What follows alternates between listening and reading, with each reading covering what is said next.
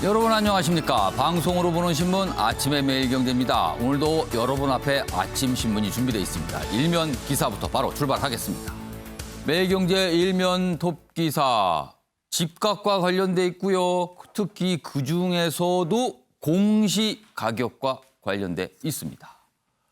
반포 30억 아파트 보유세 5년 후에는 3배로 오른다 이렇게 돼 있습니다.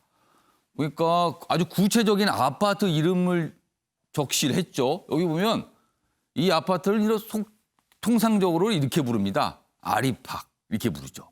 84 전용 면적 84제곱미터. 그러니까는 평형으로는 한 30평대 초반쯤 되죠. 그런데 지금 시세가 30억인데 보유세가 크게 오른다는 겁니다. 당정 공시가격 인상 로드맵에 대해서 논의를 했고요. 그리고 구체적인 내용이 조금 알려졌는데 2030년까지 시세의 90%까지 높이기로 했다는 겁니다. 그렇다면요, 이 공시가격을 기준으로 여러 가지 세금들이 결정이 되는데 오른다는 뜻이 됩니다. 고가는 2025년까지 빨리 올리기로 했다. 그리고요, 9억 이하 주택에 대해서는요, 재산세 감면 이런 얘기가 나오고 있습니다. 다음은 경향신문 보겠습니다. 수출 덕분에 코로나 역성장 벽을 뚫었다 이렇게 됩니다. 그럼 우리 경제가 뭔가 좀 한숨을 돌렸다는 뜻이 되죠. 먼저 여기 그래프 좀 보겠습니다. 2019년 작년 2분기부터 올해 3분기까지 분기별 국내 총생산, 그러니까 경제 성장률입니다. 전분기 대비 얼마나 변화가 있었는지를 보여주는데요. 지금 보시면 올해 들어서 코로나 여파로 마이너스로 쭉 내려갔습니다. 그런데 3분기 때 2분기에 비해서 3분기가 1.9% 성장을 한 겁니다. 그렇다면요, 최소한 뭔가 우리 경제가 바닥을 쳤다라는 뜻은 됩니다. 그런데 알고 보니까 수출 덕분이라는 거죠. 자동차와 반도체 등 수출이 많이 늘었습니다. 반면에 내수는 여전히 마이너스입니다. 이 부분이 걱정되죠. 홍남기 부총리는요, 회복 궤도에 들어섰다. 굉장히 긍정적 전망과 평가를 내놨습니다. 반면에 한국은행은 아직 모릅니다. 관망해야 됩니다. 신중한 입장을 보여서 좀 갈렸습니다. 이번에는 중앙일보 보겠습니다. 기사가 이쪽 아래에 있습니다. 추미애, 윤석열 겨냥, 옵티머스 수사 감찰 지시했다. 그러니까 여기 중요한 거는요, 이 과거에 2019년 서울중앙지검에서 했던 이 옵티머스 펀드 관련 수사에 대해서 감찰하라고 했는데 그 내용을 보니까 윤석열 총장을 겨냥한 것이다. 그러니까 사실상 지금 언론은 윤석열 총장에 대한 감찰 지시로 해석하고 있습니다. 무혐의 처분이 있었는데요. 이거 봐주기 수사인지 확인을 하라. 감찰하라고 한 겁니다. 당시 서울중앙지검장이 지금 현재 윤석열 검찰총장이었습니다. 수사검사는요. 그런데 수사검사는 당시 문제 없었다. 적법한 절차에 따른 조치였다. 이렇게 반박하고 있습니다만 감찰은 진행이 될 겁니다. 마지막으로 한국일보 보겠습니다. 자, 미국 대선 상황을 좀 설명하고 있습니다. 트럼프 4년 더 마스크 없는 함성만 울렸다. 여기 보시죠. 이쪽 사진이군요. 트럼프 대통령이요, 펜실베니아주 굉장히 지금 중요한 지역, 경합적으로 꼽히고 있죠. 여기서 유세를 하는데 마스크 안 쓰고 있네요. 역시 트럼프 대통령. 아래 기사로 갑니다. 수천 명 모인 트럼프 행사장 열기, 지지자들 코로나 안 무섭다.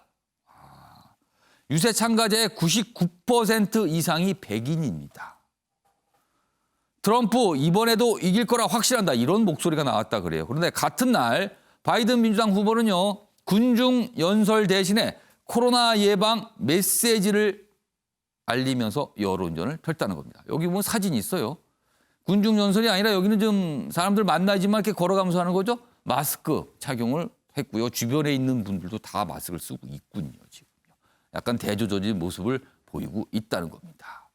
미국 대선 지금 굉장히 거칠어지고 있습니다. 그 얘기도 오늘 기사로 준비되어 있습니다. 자, 지금까지 일면 기사 짚어봤고요. 오늘도 신문 기사의 행간을 읽어주시고 깊숙한 해설을 해주시기 위해 네 분 자리하셨습니다. 한 분씩 소개해드리겠습니다. 먼저 박수현 전 청와대 대변인 나오셨습니다. 그리고 그 옆에 최양호 현대경제연구원 고문 자리하셨고요. 조대진 변호사 역시 자리하셨고 마지막으로 김병민 경희대 개공교수 나오셨습니다. 안녕하세요. 반갑습니다.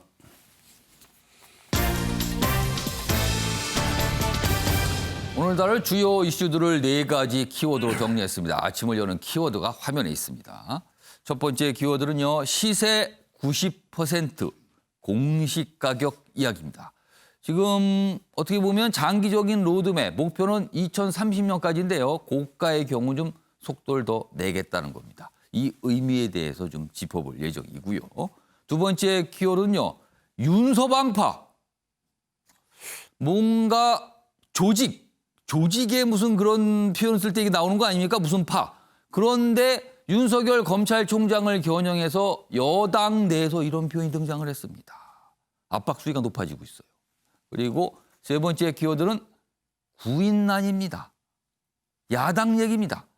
야당은요, 지금 계속 앞으로 다가올 선거에 대해서 사람을 찾고 있는데 마땅치가 않다. 이런 얘기 자꾸 나옵니다. 지금요. 마지막 키워드는 유승준의 편지입니다. 유승준. 계속 기사로 많이 다뤄지고 있는데 강경화 외교장관 앞으로 SNS상에서 공개 편지를 썼습니다. 그 내용도 준비되어 있습니다. 자, 아침의 매일경제 첫 번째 이슈는요. 주택 공시가격 얘기 좀 해보겠습니다. 그러니까 큰 골자는 높인다는 겁니다. 공시가격을요. 사실상 증세 아니냐. 여기 보면 2030년까지 뭐 현실화율 이렇게 표현을 쓰는데요. 사실상 시세에 얼마나 접근하는 거죠. 접근하냐. 90%까지 올리겠다는 겁니다. 지금은 70% 정도 그 전후거든요. 가격에 따라서. 근데 이걸 90%까지 크게 높이겠다. 이런 뜻이죠. 그런데 여기 기사는 이 정도면 이건 사실상 증세다. 세금이 다 오르게 된다. 그리고 또 예시가 있네요. 서울 잠실 5단지 올해 보유세가 800여만 원인데 5년 뒤면 이게 2천만 원을 넘게 된다는 거죠. 크게 오른다는 겁니다. 여기 보시면요. 여기 그림이 좀 있어요. 구체적으로 서울 지역을 예를 들면서 아파트의 경우에 실제 예를 앞으로 얼마나 오르게 되는지를 좀 그려놨는데 여기 보면 강남에 있는 아까 일명기사 때 소위가 됐어요. 아리팍 이렇게 알려져 있죠. 통상.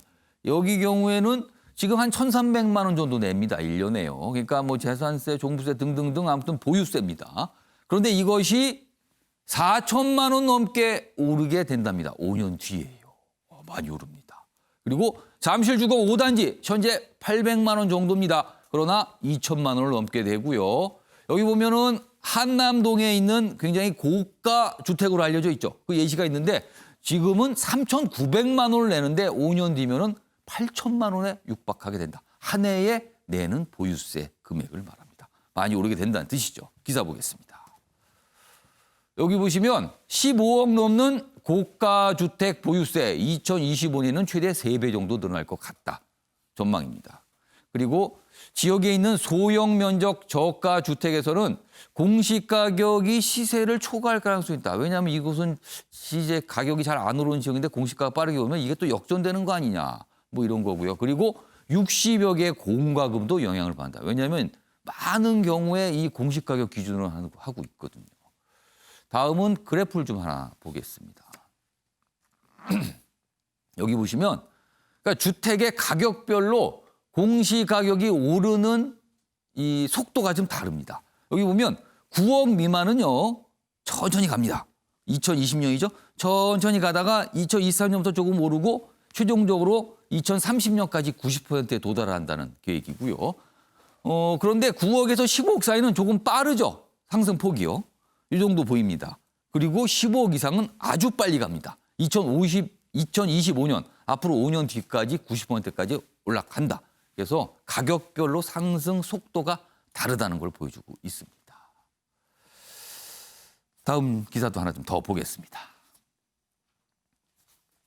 공시가 뛰면 세금뿐만 아니라 건보료도 오르게 됩니다. 그래서 이게 증세 아니냐 이런 얘기가 있는 겁니다.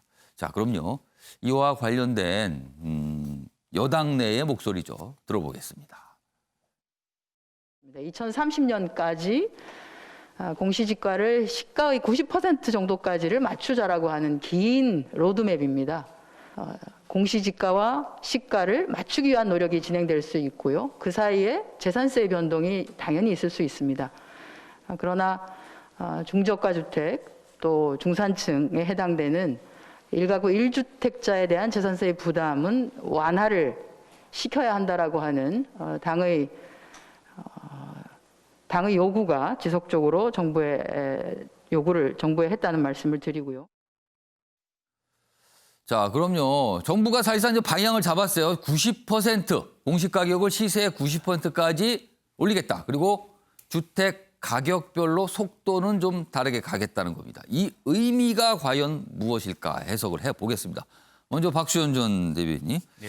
지금 뭐 이제 언론에 따라서는 이게 사실상 증세다. 이건 증세 목적으로 하는 것 같다. 아니다.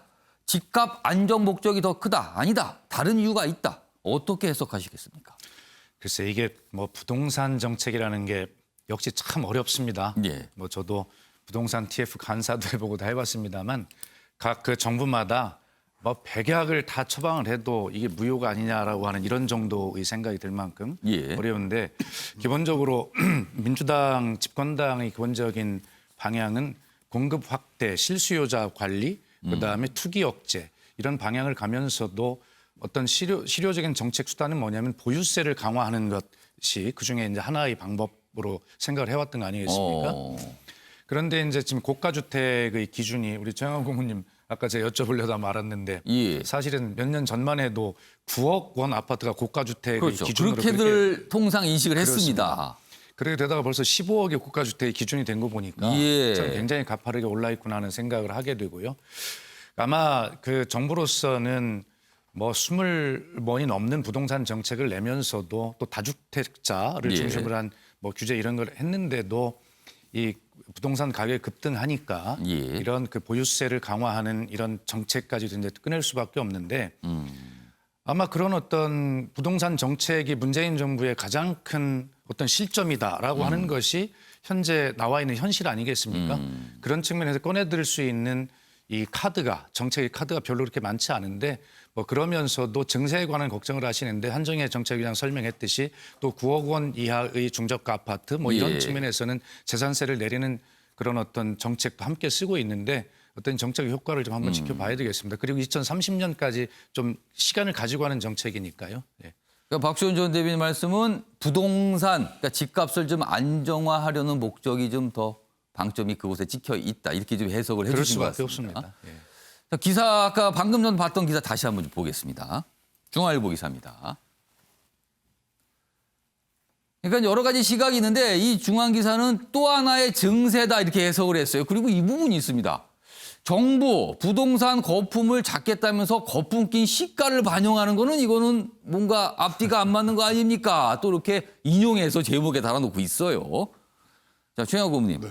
정부가 공시가격을 시세의 90%까지 단계적으로 올리겠다. 자, 이 목적은 뭡니까? 집값 안정 쪽에 있습니까? 아니면 증세에 있습니까? 아니면 다른 곳에 있습니까? 일단 국토연구원 자료에 의하면 조세 형평성에 이제 방점을 찍고 있는데요. 예. 그거보다는 지금 사실 이 부동산 정책이 크게 지금 뭐 획을 긋고 있는 게 예. 뭐 서민 거주 안정화에서 다주택자를 이제 규제하는 방안으로 갔는데 지금 성남 민심을 지금 어떻게 다룰 수가 없습니다. 특히 올해 같은 경우에 벌써 경험을 하셨지만 재산세, 종부세가 20% 이상 지금 올랐거든요. 수도권에서. 그렇기 때문에 조금 더 넓은 특히 고가 주택이 몰려있는 수도권보다는 넓게 조세의 그런 바탕을 넓히는 그런 목적으로 한 것 같은데요. 예. 지금 뭐 지적하듯이 지금 거품이 낀 부동산 가격을 내린다 그러는데 그걸 기준으로 한 것 자체가 지금 문제고요. 아까 지금 2025년까지 시뮬레이션해서 3배를 더 낸다 그러는데 예. 그 사이에 부동산 가격은 안 오르나요? 그것도 오르죠. 등등을 생각했을 때 이 예. 부분이 지금 이제 뭐 지금 당정 협의회도 하고 국토연구원에서 자료를 내고 있습니다만은 조금 많은 반발이 있고 또 일각에서는 지금 이제 내년도에 예. 서울시장 선거가 있는데 예. 거기에 성난 민심을 좀 뭐 다스리 뭐 좀 어루만져 준다는 얘기들을 지금 뭐 살살 정치권에서 나오고 있는데 이거는 역효과도 굉장히 클 것으로 보여집니다. 그러니까 조양호 고문지 역시 집값을 잡기 위한 조치로 보인다. 그쪽에 뭔가 무가 있는 거 아닌가. 그런데 그러면 이런 조치가 있으면 향후에 집값이 영향을 받을까요? 이 조치로? 받죠. 왜냐하면 저 집주인들은 저 세금 내는 만큼 더 얹어서 올라갑니다. 그렇기 때문에 올라가고 더 오른다. 오히려 그럼. 아니 이렇게 과표 기준과 세율이 같이 오른 적은 한 번도 없어요. 예.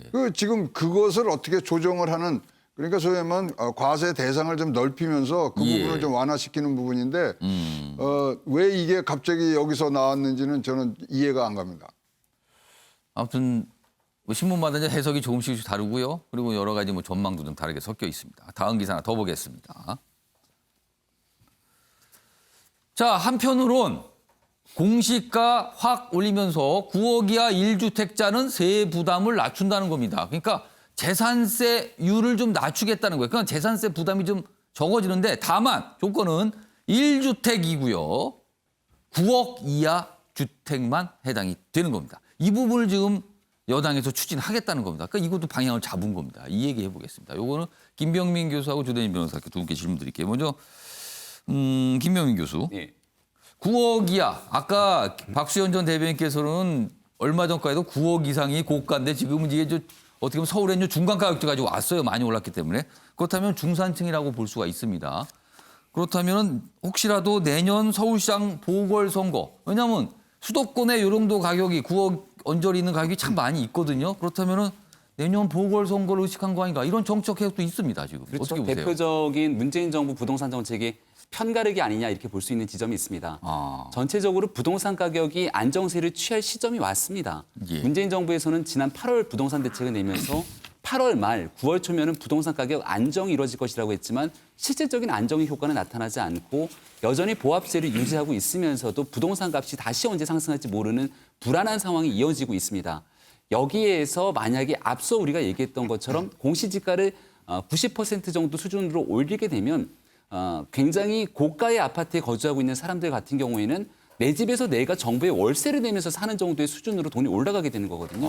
그러니까 이 정도의 부담감을 강조하면서 부동산 값을 잡기 위한 노력을 하고 있다고 주장하는 동시에 여기에 공시지가 9억 원 이하 주택에 대한 재산세를 감면하면서 예. 오히려 실질적인 세부담을 완화하는 우리의 부동산 정책이 적어도 서울 수도권에 있는 사람들에게 효과가 있을 거다라고 생각하는 것이 아닌가 싶은데요.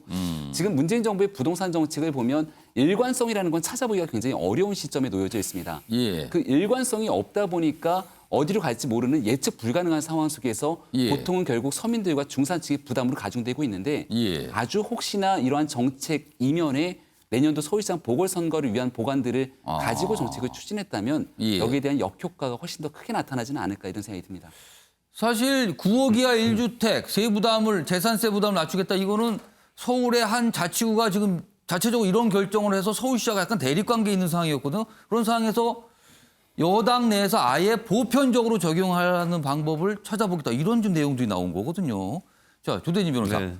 혹시 여권 내에서도 약간 이런 요구가 좀 있습니까? 이런 9억 이하 주택은 좀 어느 재산세를 좀 줄여줘야 된다. 이런 요구가 있었습니까? 아니면 정부에서 어떤 판단을 한 겁니까? 어떻게 그러니까 보세요? 정부에서 일단 일괄적으로 판단을 한 것으로 보이고요. 예. 부동산을 잡기 위해 여러 가지 대책을 진짜 힘든 상황에도 불구하고 악정고투 속에서 지금 찾아내고 있는 상태입니다. 그런데도 불구하고 이제 9억 이하의 1주택을 가지고 계신 분들에게까지 세부담을 하면 안 된다라는 그런 공감대가 형성돼 있기 때문에 예. 이런 부분들이 꼭 선거를 목적으로 해서 이렇게 하기보다는 예. 현실을 반영하고 실질적으로 중산층을 고려한 대책이라고 봐야지 이거를 정책 추진 과정에서 이렇게 이쪽 저쪽 예. 보다가 선거까지 들어오니까 선거 보고 이렇게 임시 대응하는 것은 아니라고 저는 생각을 합니다. 너무 좀 정치적으로 해석을 하는 거다. 이 9억이요. 사실 집값 9억이라는 게 이게 종부세 기준 아닙니까? 9억부터? 아마 그런 걸 또 기준으로 했을 수도 있을 것 같아요. 예, 최양호 의원님. 근데요, 이게 보면은 지금 90%가 나왔잖아요. 90%를 쓴 나라가 있습니다. 대만입니다. 대만이요? 예, 대만이 했는데 대만은 그때 뭐를 했냐면 양도소득세를 절반으로 내립니다. 아, 그러니까 다른 세금을 많이 내는 거군요. 그러니까 제가 생각에는 이걸 내놓고서 예. 이제 뭐 선거 공학적으로 말씀드려 죄송합니다만은 일단 그 즈음에 가서는 양도소득세에 대한 분명히 어떤 조치가 나오는 거 아니냐 조심스러운 전망해 봅니다.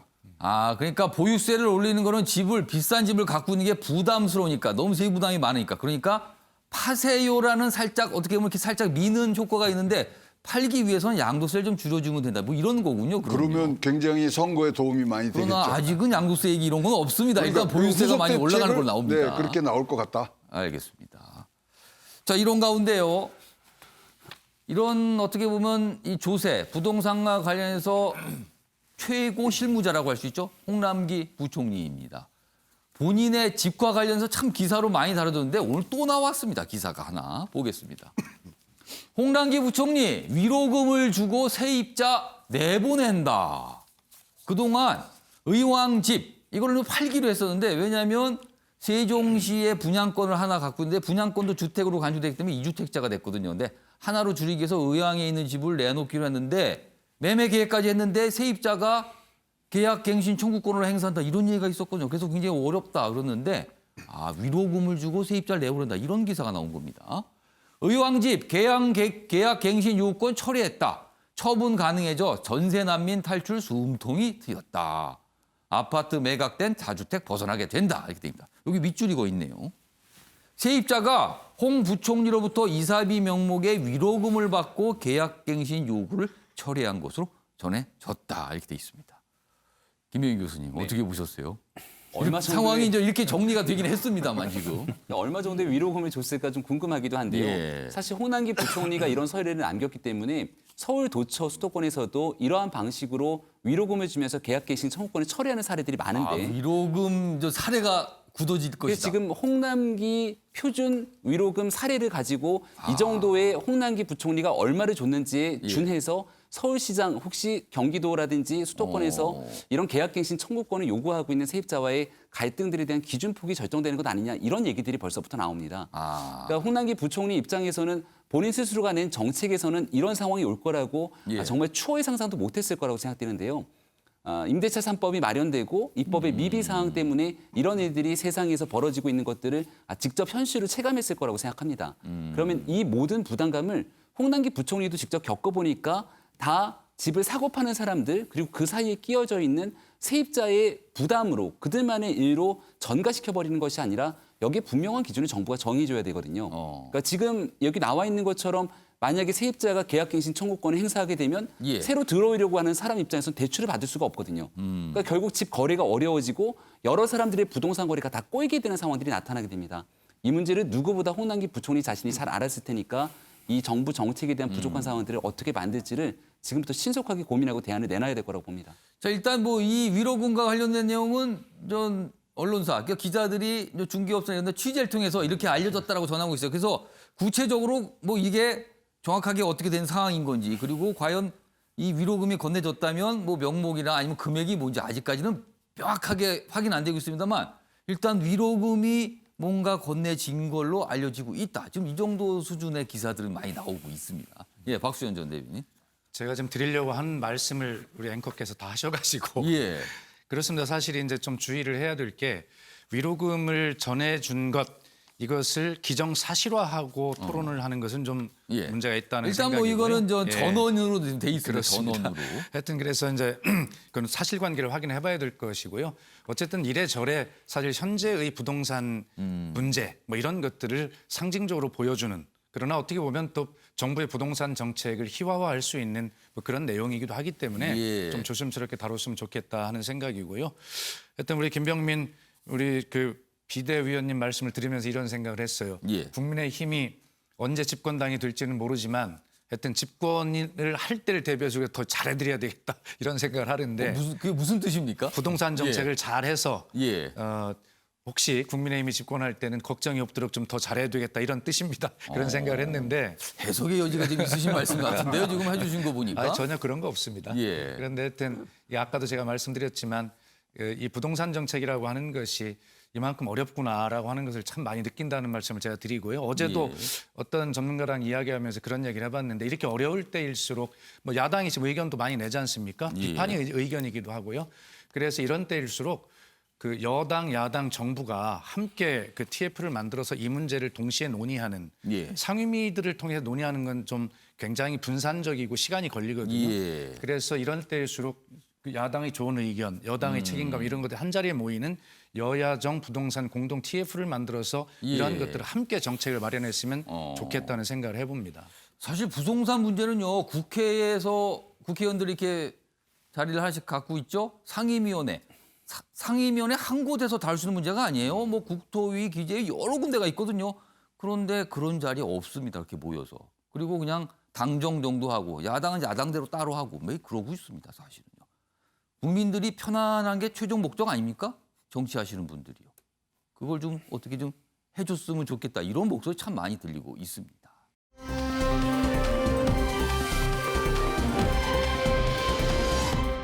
자, 다음 주제로 좀 넘어가겠습니다. 오늘 기사, 특히 일면 기사를 보면은요. 추미애 장관, 윤석열 검찰총장 이 두 이름 참 많이 들어 있습니다. 오늘 일면 기사예요. 그 내용 준비했습니다. 추미애 장관, 윤석열 총장 직접 겨눴다. 옵티머스 수사 무혐의 감찰하라. 감찰 지시가 나온 겁니다. 어제 저녁이에요. 어제 저녁에 이 내용이 알려졌습니다. 대검과 법무부가 합동 감찰을 하라 지시했다는 겁니다. 자, 이게 무슨 뜻일까요? 대검, 법무부. 그동안 법무부만 뭐 감찰했다 이런 얘기 많이 했었는데 대검도 같이 한다는 거예요. 당시 중앙지검장이 윤석열 총장이었다. 그러니 윤 총장을 정조준한 거다는 겁니다. 수사 지휘, 당시 수사 지휘했던 부장검사는 문제가 없었다. 이렇게 지금 반박을 하고 있는 상황이에요. 이게 복잡해지죠. 지금 상황이 이렇게 됩니다.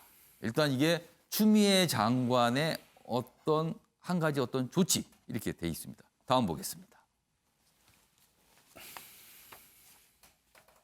자, 그런데요. 또 다른 축에선 어제 또 이게 있었습니다. 이 내용이. 추미애 장관이 승진시킨 정진웅. 그 검사죠. 그런데 검찰은 한동훈 독직 폭행 그 혐의로 기소를 한 겁니다. 어떻게 되는 거죠, 그럼? 추미애 장관이 높이 인정해서 승진을 시킨 인물인데 검찰에서는 기소를 했어요. 검언유착 의혹 수사 중 몸싸움이 벌어졌죠. 검찰은 부당한 폭행을 했다. 이렇게 결론을 내리고 기소를 한 겁니다. 자, 정진웅 정당한 직무집행이다. 이거는 문제가 있다. 이렇게 또 주장하면서 반발을 하고 있는 모습입니다. 그리고요. 여기서 좀 눈길을 끄는 건 여기서 검은요. 서울 고검에서 기소를 했습니다. 통상적으로 보면은요. 지방검찰청에서 이런 건 기소하고 이러지요. 근데 고등검찰청에서 기소했다. 이거 어떻게 보면 굉장히 이례적일 수가 있거든요. 그래서 이 부분도 굉장히 눈길을 좀 잡았습니다. 이 내용 조대진 변호사께 좀 질문 드릴게요. 고검이 기소했다. 이거 이례적인 거 아닙니까? 그러니까 보통 항고 사건 같은 경우에는 이제 고검이 재기수사 명령을 내리거나 뭐 기소를 하는 경우들도 있는데 이 사건 같은 경우에는 독직 폭행으로 기소가 됐 것이거든요. 근데 독직 폭행으로 기소되는 것 자체가 아주 드뭅니다. 독직 폭행은 그러니까 직무를 하는 중에 벌어진 폭행. 네, 이걸 그러니까 말하는 거죠. 경찰이나 검찰이 그 피의자에 대해서 폭행을 하는 경우에 이루어지는 경우인데 제가 10년 동안 단 한 건도 본 적이 없습니다. 그러니까 그렇게만큼 드문 사안을 또 이거 지방 검찰청이 아니라 고검이 이거를 기소를 했다는 것 자체가 그리고 또 양 당사자들 간의 말에 좀 이렇게 차이가 좀 있거든요.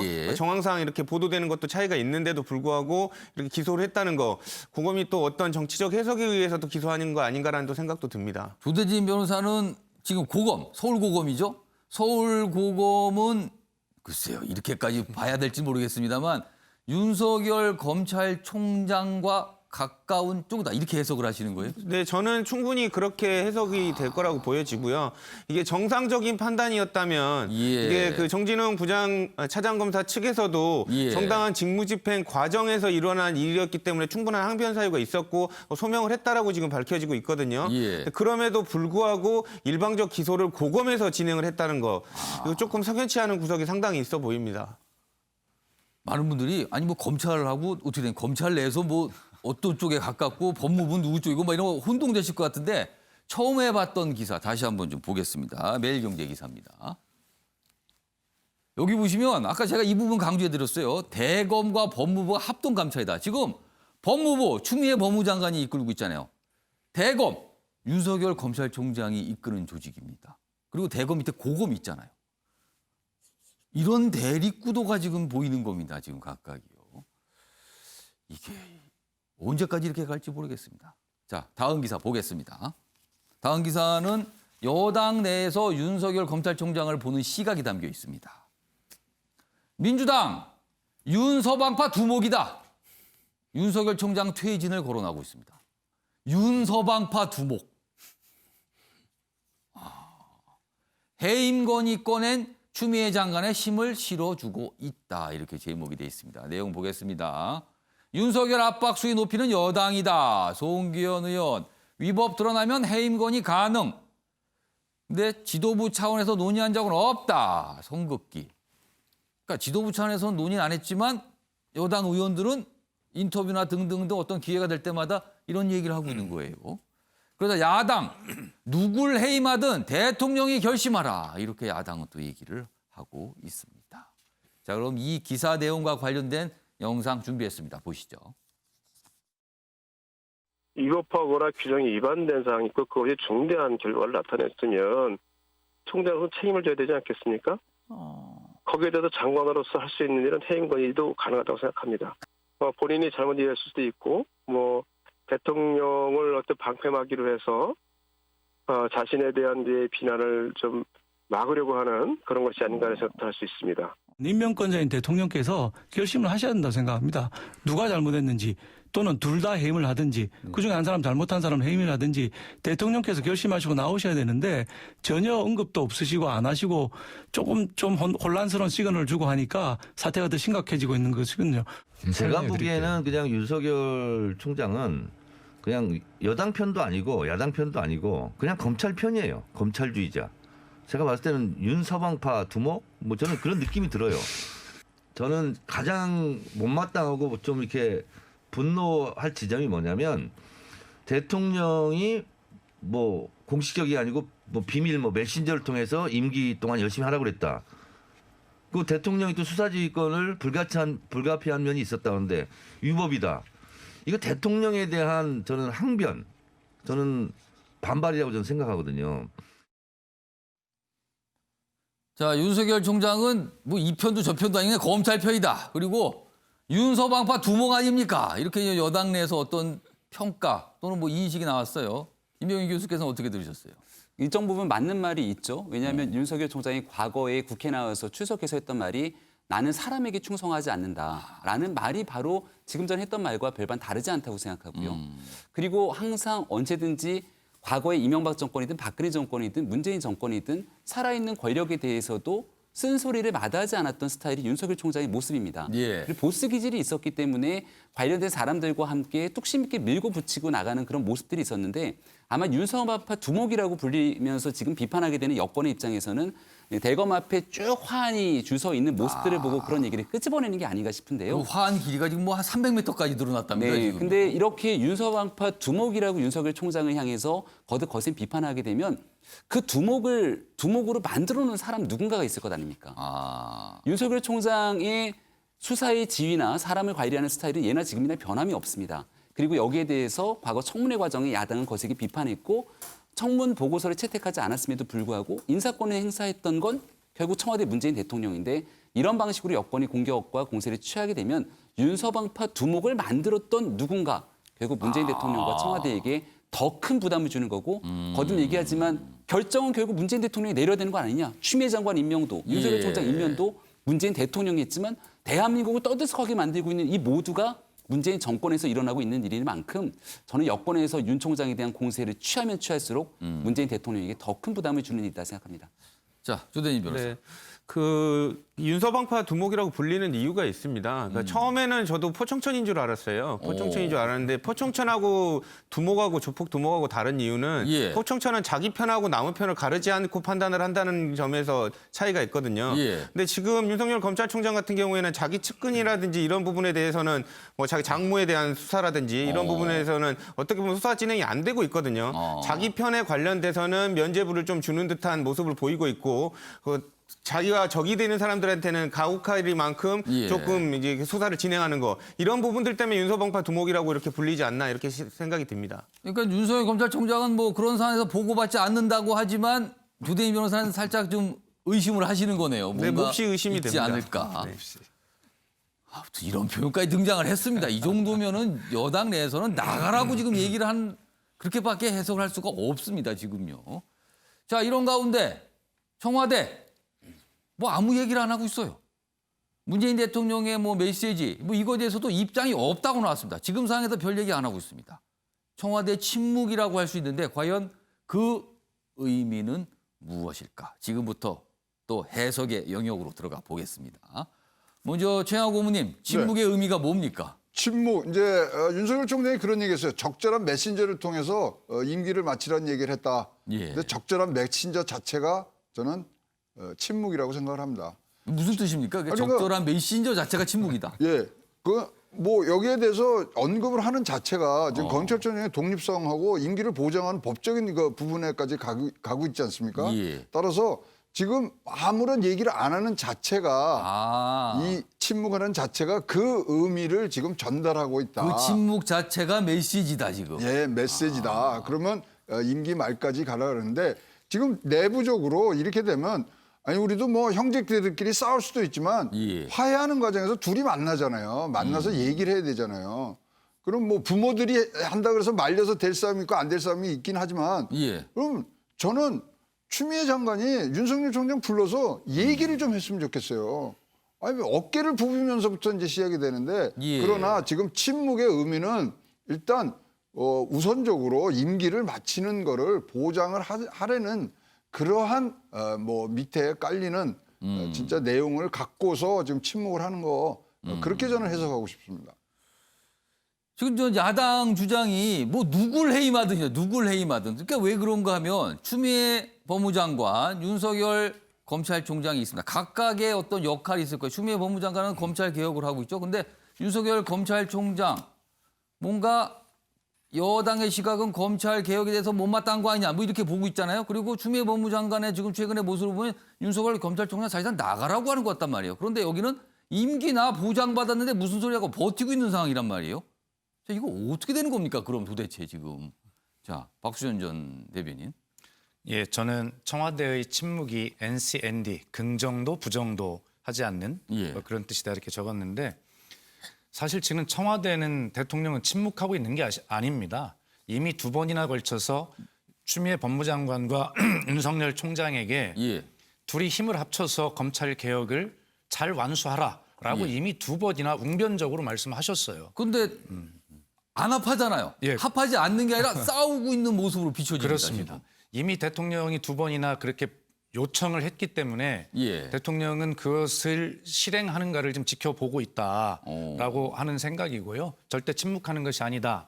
그래서 지금 최영호 고문님 말씀대로 저는 그렇습니다. 여당에서 자꾸 이런저런 개인의 의견을 안 낼 수는 없지만 이런 의견 내는 거 바람직하지 않다. 이제는 추미애 장관과 윤석열 총장에게 이제 맡겨둬야 된다. 특히 추미애 장관은 본인이 수사 지휘권을 가진 지휘 감독을 하는 사람이라고 한다면 이런 측면에서 대통령의 깊은 뜻을 읽고 그리고 윤석열 총장을 포용할 건 포용하면서 지휘 감독을 해야 된다 이렇게 생각을 합니다. 예. 그리고 대통령께서 뭐 윤석열 총장에게 적절한 메신저를 보냈는지 안 보냈는지 그건 알 길이 없어요. 예. 그러나 분명한 것은 윤석열 총장이 들은 말에 의하면 국감장에서 하신 말씀에 의하면 임기를 지키면서 소임을 다하라라고 하는 적절한 메시지를 보냈다 이렇게 하셨거든요.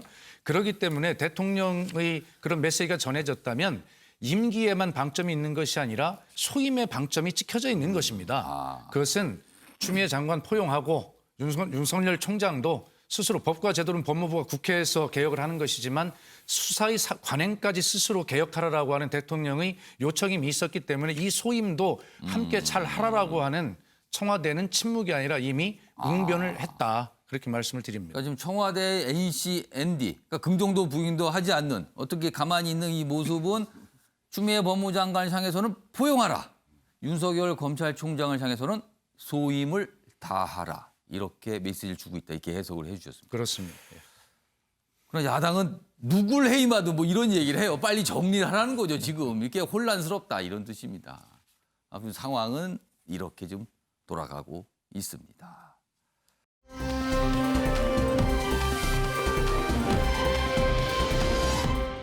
자, 다음은 정치권 소식, 국민의힘 이야기 좀 짧게 해보겠습니다.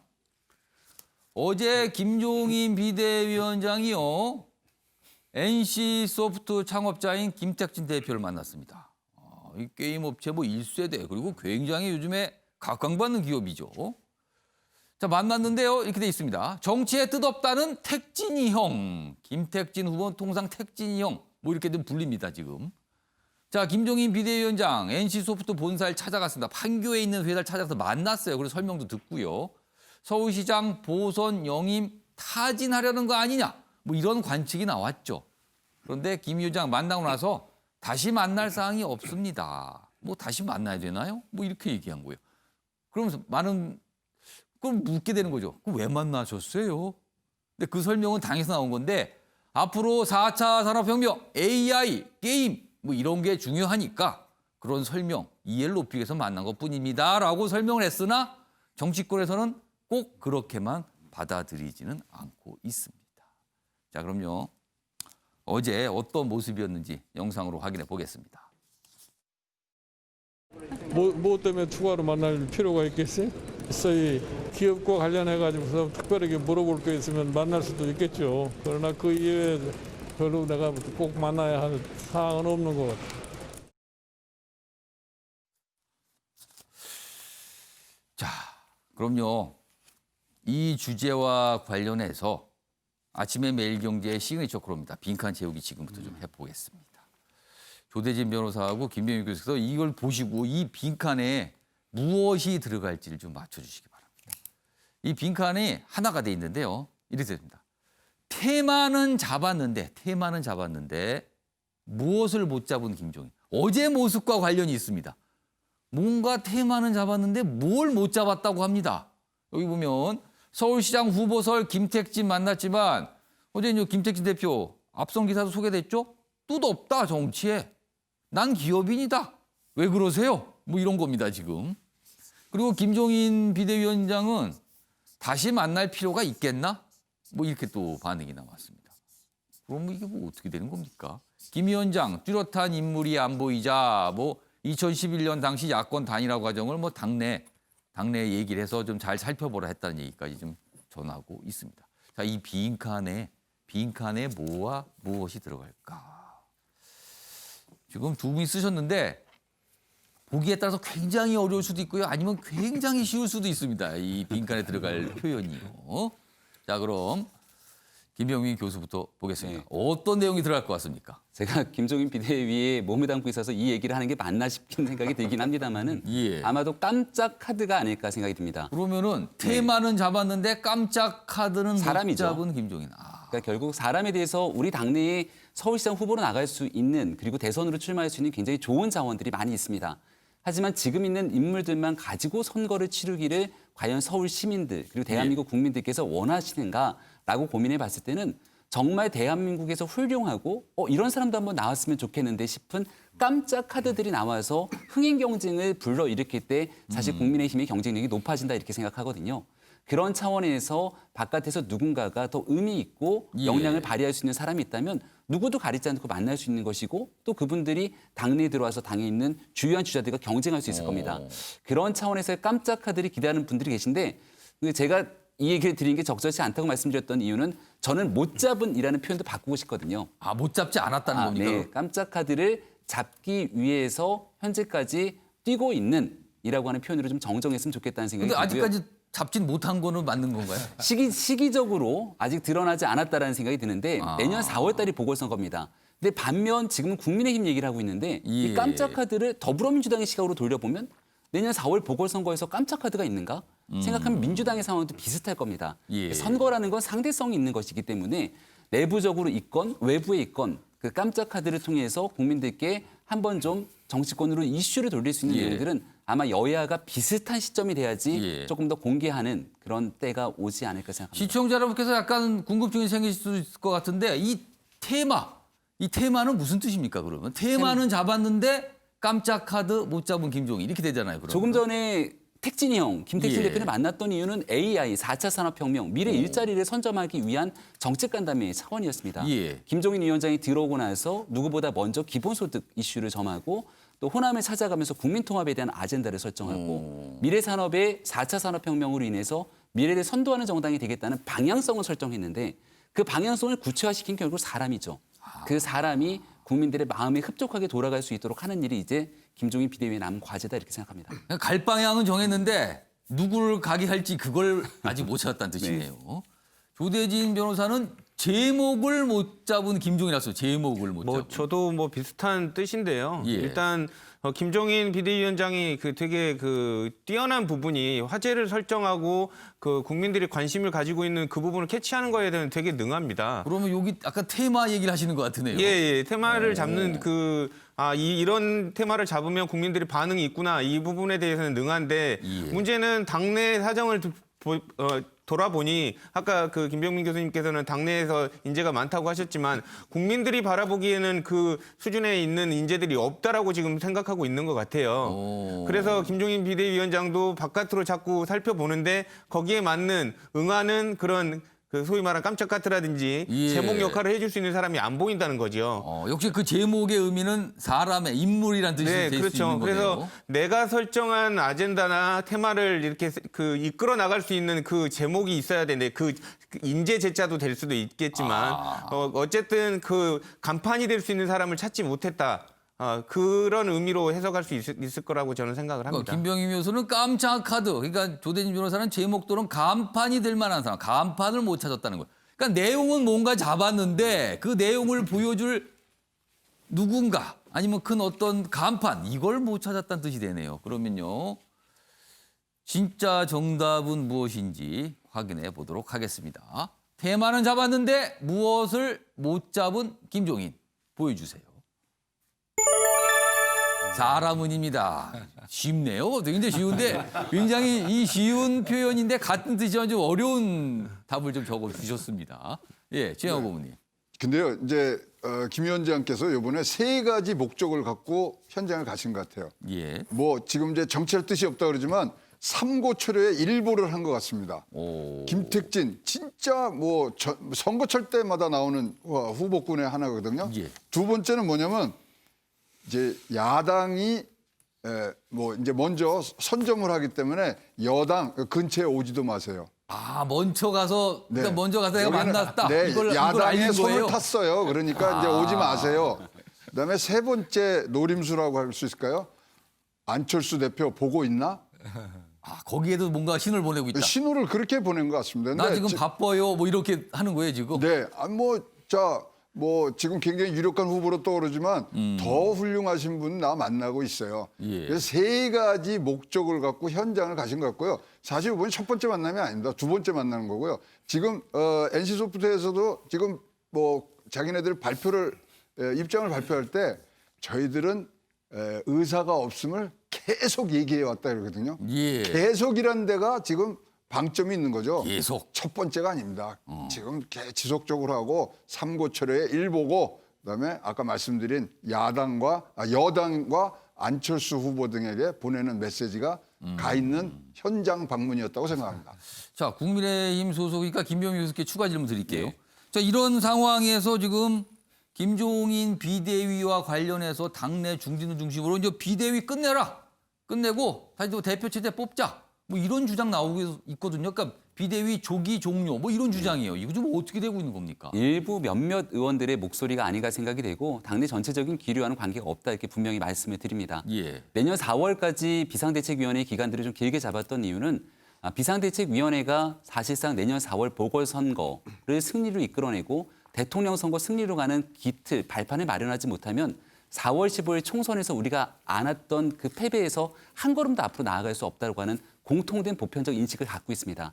뭐 정당은 민주주의가 원래 좀 시끄럽기 때문에 여기에 대해서 다양한 견해를 표출할 수 있고 비대위가 가고자 하는 방향보다 본인들과 정치권에 있는 다양한 사람들이 생각하는 얘기의 흐름들이 조금은 결이 다를 수도 있습니다. 하지만 분명한 것은 김종인 위원장을 삼고초려해서 모셔왔고 예. 김종인 위원장을 중심으로 내년 4월 보궐선거에서 당의 외연적 확장이라든지 그리고 사람들의 마음을 흔들 수 있는 선거 결과를 승리로 이끌어내지 못한다면 지금은 다른 대안이 없기 때문에 김종인 비대위에 힘을 싣고 4월 보궐선거에 집중하자 이런 얘기들이 더 많이 오가고 있고요. 예. 아마 지금 국정감사 기간 동안은 워낙 모든 이슈가 국회로 카메라가 돌아갔는데 이제는 김종인 비대위와 함께 역할들이 좀 더 심해질 거라고 생각합니다. 알겠습니다. 자, 지금 말씀하신 중간에요. 삼성 서울병원 현장 모습입니다. 오늘 고 이건희 삼성 회장의 연결식 그리고 오늘 발인이 있는 날이거든요. 지금 연결식 끝나고 지금 운구 차량이 나오는 모습입니다. 지금 방금 영상으로 들어와 있습니다. 지금 삼성 서울병원의 모습입니다. 오늘 오전 7시 30분부터 연결식이 비공개로 진행이 된 걸로 좀 알려지고 있고요. 그리고 지금 이제 병원을 나오게 되면은요. 지금 예상하건대 삼성전자 수원 사업장 또는 뭐 화성 사업장을 좀 들려갈 것이다. 뭐 이런 얘기가 좀 있습니다. 그리고 뭐 일각에서는 용산구 한남동 자택도 좀 들렸다 가지 않겠는가 이런 얘기가 지금 있습니다만 아직 정확한 건 나오지 않고 있고요. 그리고 장지는 수원에 있는 가족 선영으로 좀 알려지고 있습니다. 그리고 전체적인 이런 모습들은요 비공개고요. 이거는 저 외부로 이제 나온 모습이니까 이건 뭐 비공개 자체가 안 되겠죠. 그래서 이 모습이 오늘 나온 겁니다. 영상으로 좀 바로 들어왔습니다.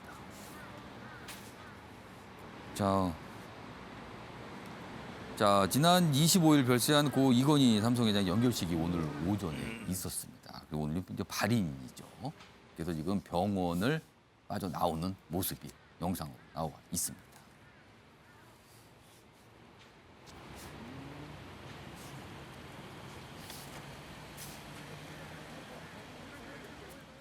지금 자막에서 보였지만 삼성 측에서는 가족장인 만큼 간소하게 하겠다. 그리고 비공개하는 걸 좀 이해해달라. 뭐 이런 얘기가 좀 있었습니다. 방금 영상으로 좀 확인해 봤습니다.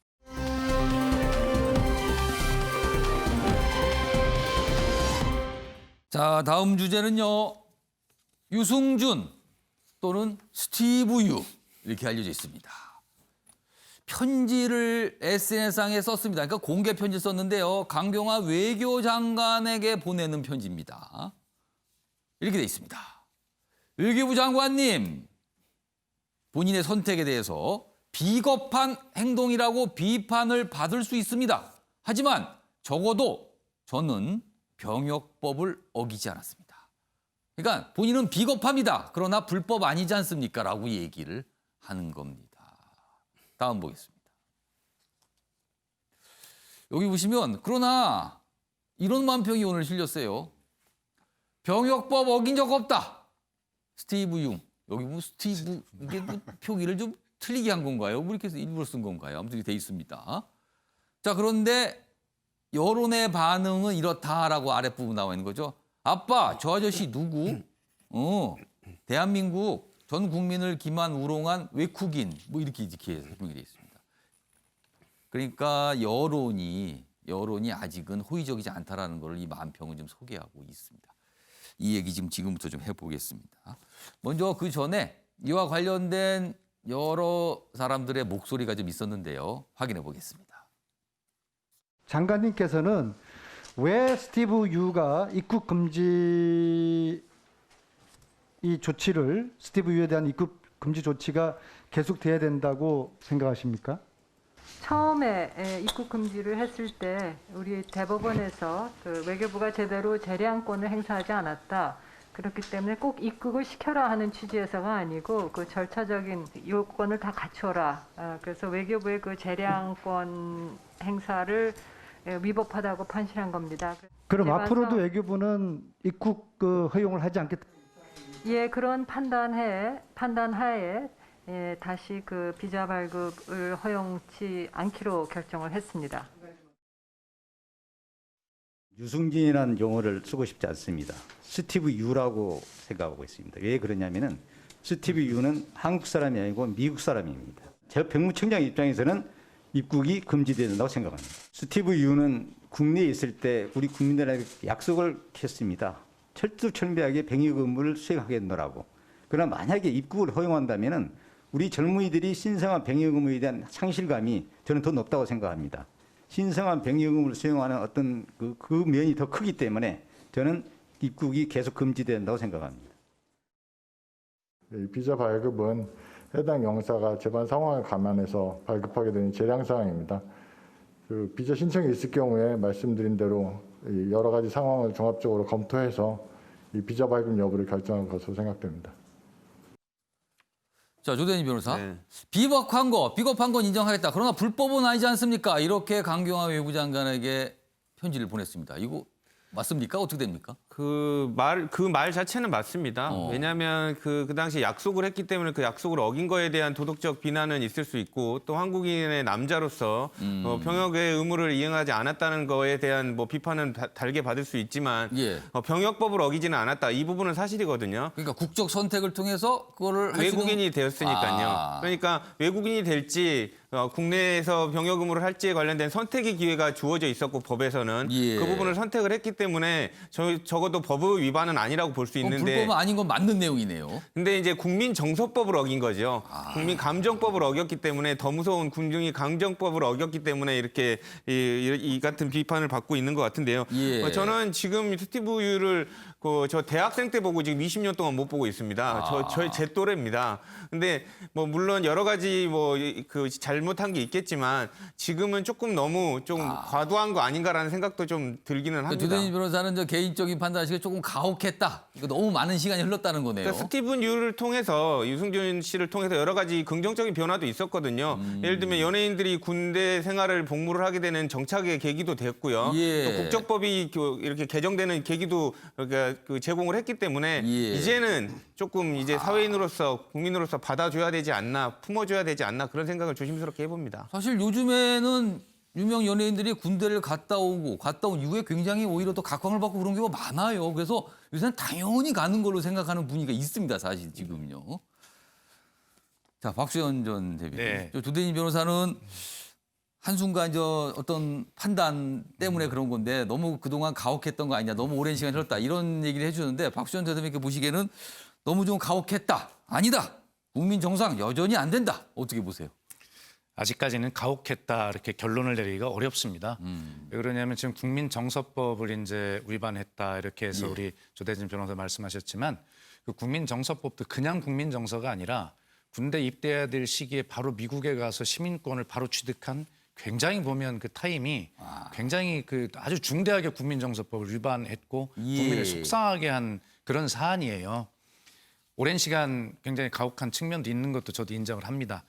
어차피 그 대법원이 이야기한 대로 외교부의 절차적 문제 이런 것들이 해소가 되면 이 문제는 정리가 자연히 될 거라고 보는데 저는 유승준 씨가 이런 타임에 자꾸 때만 되면 자꾸 그런 국민 정서를 자꾸 불을 지르는 저런 언행들을 자꾸 하는 것이 결과적으로 자신의 입국을 가로막고 있는 것이 아닌가 이런 생각이 들고요. 어떤 법적으로는 저는 해결이 된다고 보는데 그때를 대비해서라도 유승준 씨가 중대하게 위반한 국민 정서 이 부분을 자꾸 좀 누그러뜨리려는 그런 행동을 또 언행을 그렇게 진심으로 하는 것이 입국을 앞당기는 길일 거다. 저는 그렇게 믿습니다. 김명희 교수께서는 어떻게 보셨어요? 박수현 대변인 의견에 전적으로 동의합니다. 왜냐하면 과거에도 한번 입국하고 싶어서 영상을 하다가 영상이 꺼져 있는 상태에서 욕설을 했던 기억이 나실 겁니다. 또 댓글을 하는 과정에서도 국내에 있는 사람들과 마찰을 빚기도 하고 지금은 아마도 우리 국내에 있는 여론들을 좀 예의주시해서 보는 것이 아닌가 싶다라는 생각이 드는데요. 2002년 그해 겨울 잊을 수가 없습니다. 저는 그때 군대에 있었고 막 갓 입대해서 이등병으로 걸레를 빨고 있을 때 또 뉴스를 보니까 그때 군에 계셨군요. 유승준 씨가 갑자기 미국으로 가는 겁니다. 그걸 보고 있었던 대한민국 청년들의 상대적 박탈감은 아마 수십 년이 지나도 쉽게 사그라들지가 않을 텐데 그런 지점을 파고들었던 건지 유승준 씨가 저를 아시나요? 라고 하는 글을 썼더라고요.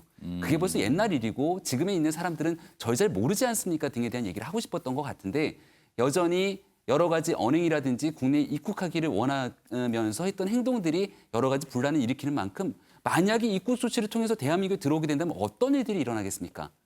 유승준 씨 스스로가 선택한 결정에 따라 이런 일들이 벌어졌고 이 기간이 점점 길어지게 되는 현재 모든 책임도 저는 유승준 씨에게 있다고 생각합니다. 그러니까 엄격히 따지면 불법은 아니지만 국민 정서상 힘든 상황이다. 뭐 이렇게 좀 정리가 될 수 있겠습니다. 아무튼 유승준 씨가 계속 어떤 움직임, 뭐 이런 게 이런 모습을 보면 계속 있을 것 같긴 합니다, 지금.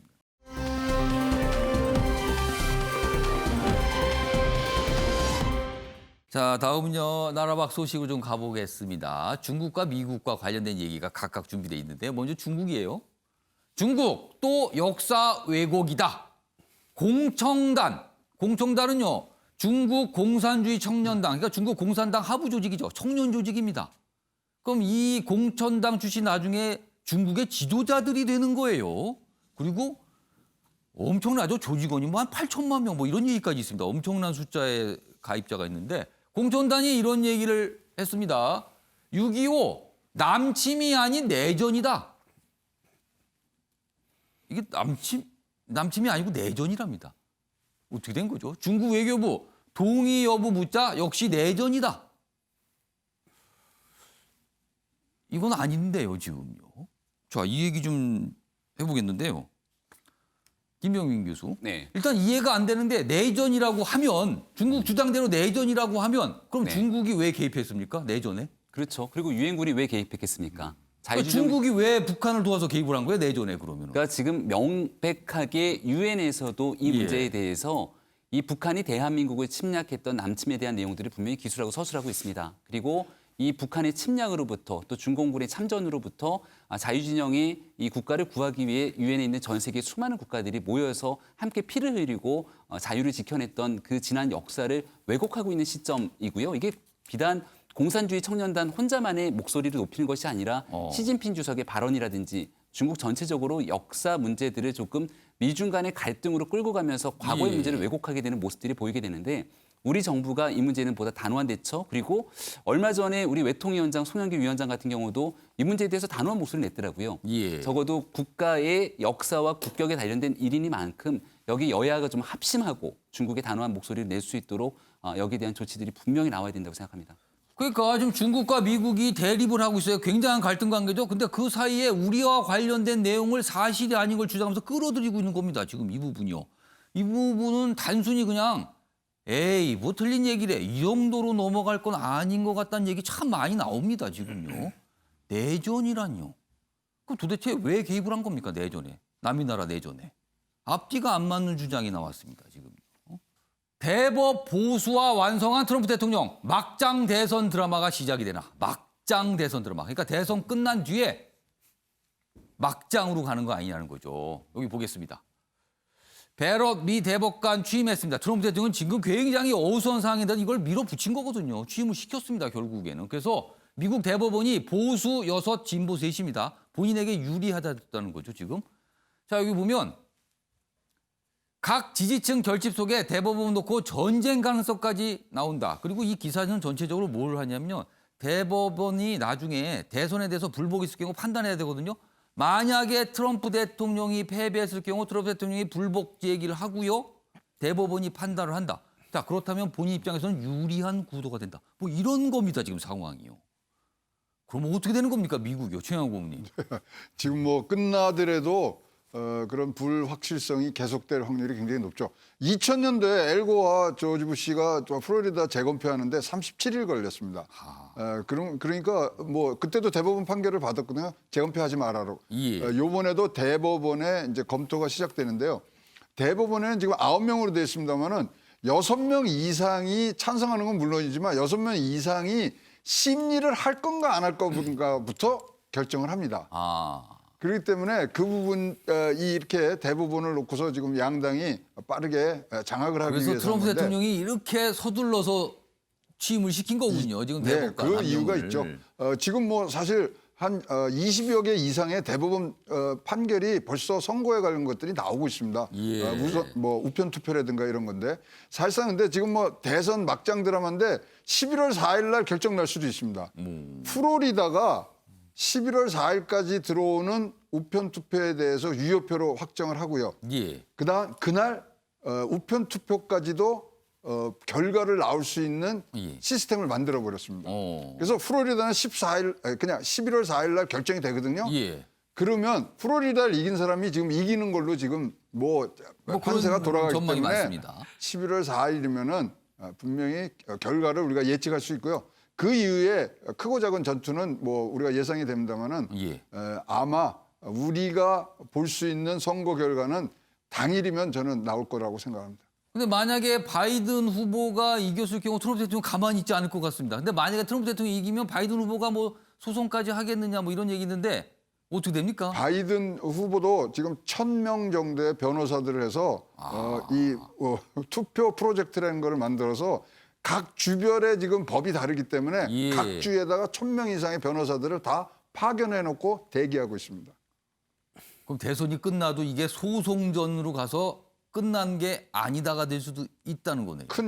큰 고비를 넘기고요. 12월 8일이 굉장히 중요한데 세이프 하버데이라고 그래서 예. 선거인단이 누굴 찍을 것인가를 표명을 해야 되는데 예. 그 전까지 뭐 해결이 되면 되지만 그 이후로 가면 굉장히 길어집니다.